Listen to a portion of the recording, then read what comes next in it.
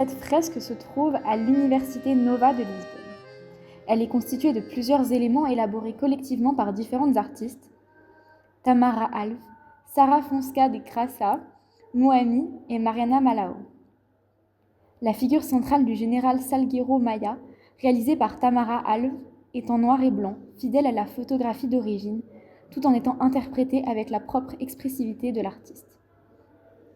À partir de cette figure, Sara Fonseca da Graça a imaginé 3 points lumineux, qui représentent l'impact des femmes dans la révolution des œillets de 1974. Ces points sont accompagnés de figures féminines, dont 2 sont associées à des livres, symbolisant l'éducation et la répression des idées pendant la dictature. Une autre figure montre un enfant posant un œillet, symbole d'espoir et de liberté, l'expression gagnée après la Révolution. Moami, quant à elle, a apporté des couleurs et des lignes qui oscillent entre la filigrane et des motifs visuels inspirés des cultures africaines, ajoutant une texture et une complexité visuelle à l'œuvre. Enfin, Mariana Malao a peint une chaîne de personnes qui représentent 2 mouvements distincts.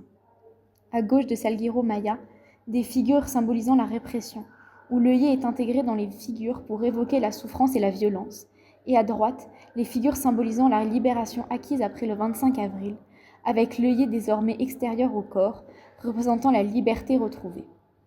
Cette œuvre, emblématique, rend hommage au rôle clé de ce militaire dans la révolution du 25 avril 1974.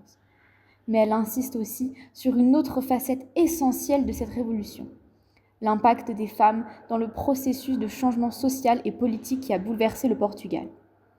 Au cœur de l'œuvre, plusieurs figures féminines sont représentées, chacune incarnant un aspect différent de l'expérience féminine durant la Révolution. Ces femmes, qui ont pris part aux manifestations, aux grèves et aux révoltes, sont peintes dans des postures de résistance, telles des symboles vivants de la lutte pour la liberté et l'égalité. Leur présence visuelle sur le mur de l'Avenida de Berna réaffirme leur rôle fondamental, bien que souvent invisible dans l'histoire de cette révolution. Cette fresque rend également hommage au rôle moins visible des femmes, celles qui ont précisé en coulisses, dans les foyers ou en tant que militaires de terrain, aux côtés des hommes, mais sans toujours recevoir la reconnaissance qu'elles méritaient. À travers ce graffiti, l'art revisite une page de l'histoire du Portugal en mettant en lumière des femmes qui ont été des actrices essentielles dans l'ombre de la Révolution. En cela, cette œuvre devient un symbole de la mémoire collective, un hommage vibrant à la force, la solidarité et la résistance des femmes qui ont pavé la voie à une ère nouvelle de liberté et de démocratie. Cette fresque murale n'est pas seulement un hommage à l'héritage du 25 avril, mais est aussi un appel à la reconnaissance et à l'égalisation de la contribution des femmes dans l'histoire et dans la politique du pays.